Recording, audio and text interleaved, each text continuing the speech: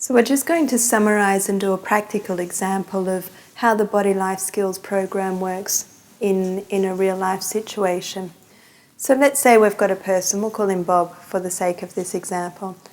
And Bob, when he's at code blue, his voice tone is Bob's normal voice tone, quite calm, gentle, and just what we would typically associate, that's Bob's voice. When Bob goes up the scale, his voice tone starts to change, the quality that his voice is in starts to change. So when he's at code orange, Bob starts yelling. So his voice is communicating to us that I'm no longer at blue, I'm now higher than code blue. So then we take a step back and we observe Bob, not go mad at him for yelling, but observe him and say, well, I wonder why he's yelling.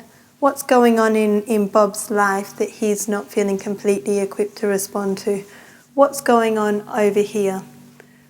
When Bob starts yelling, it's because he has made a mistake. So Bob does not perceive that he's completely equipped to respond to life when he makes a mistake. So we take this step to life and we highlight the chart with when I make a mistake.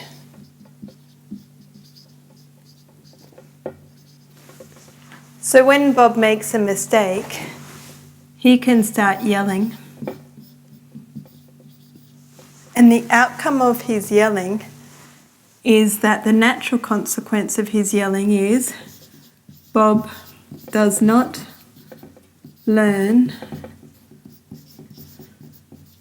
how to correct his mistake.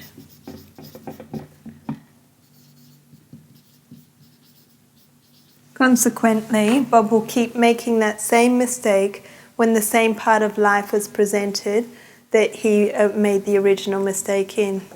But the outcome that we're hoping that what Bob would like is Bob does learn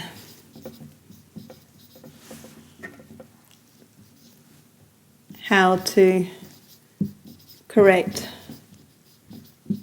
mistake, which means in the future Bob stops making that same mistake in that same situation in life.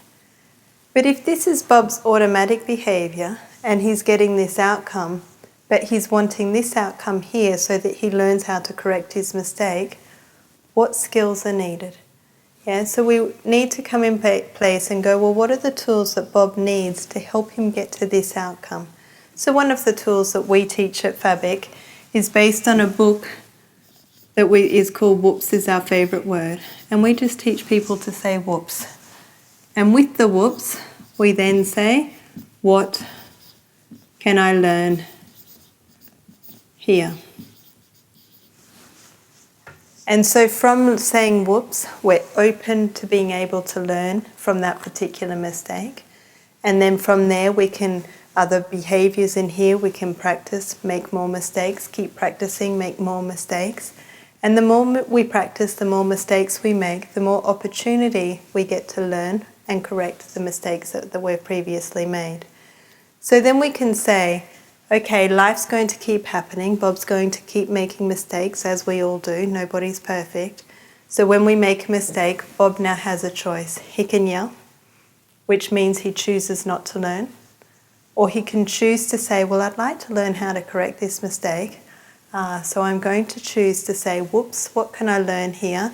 Be open to learning, make more mistakes, keep practicing, and so on. But ultimately we present this to Bob and say, now it's your choice. It's totally up to you. You can keep choosing option 2, totally fine. Just know you're choosing this outcome. But equally, if you'd like a different way, here's another opportunity and here's a way that you can actually get to that outcome. But with the I choose chart, we bring it always back to the fact that it is your choice. But one point that I want to make there, we say it's that person's choice, but the reality is it may not be that person's choice in full until they've had the opportunity to learn this part here. not making it an expectation that people should know the option one. So it's important to understand that there's many parts of life that we either have mastered or we haven't mastered, and we're all different in that approach. So some of the things that I've mastered in life, you may not have. Yeah, but that's not a judgment from my perspective, because I equally know that there's many parts of life that you've also mastered that I may not have. And that's what makes us all the forever student and the forever teacher of life.